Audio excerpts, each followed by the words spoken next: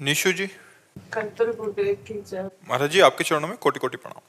गुरुदेव भगवान, जब श्री जी के नाम बिना सब कुछ नश्वर है, ना तो पहले कुछ था ना बाद में रहेगा, तो फिर बच्चों के लिए कैसा मार्ग चयन करें? पढ़ाई कराएं या इनको भक्ति मार्ग पे लगा दें? नहीं, भक्त बनाते हुए भी संसार के कार्यों को कराना है, क्योंकि भगवान ने हमें रोल दिया है ना।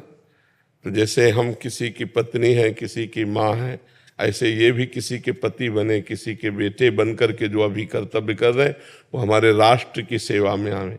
तो भक्त का मतलब केवल बाबा जी बन जाना नहीं है।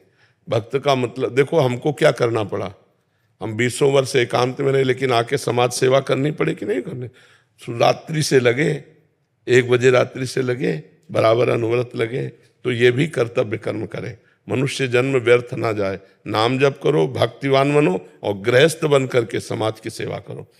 मान लो पढ़ लिख कर अच्छे पदाधिकारी बने तो भक्त पदाधिकारी है, इसलिए पाप नहीं करेगा, अधर्म नहीं करेगा, वो एक समाज को बहुत अच्छी व्यवस्था देगा। तो हमें चाहिए हम अपने पुत्र को भक्त बनावें और भगवान के भजन से युक्त एक संसार का व्यक्ति भी बनावें।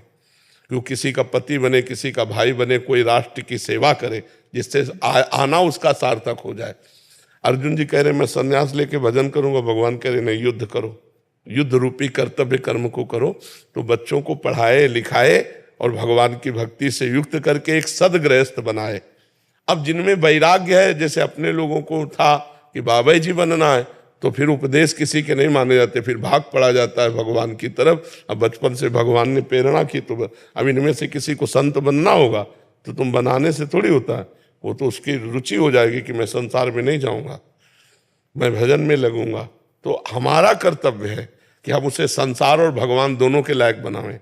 उसकी क्या स्थिति है वो उसे बता देंगे।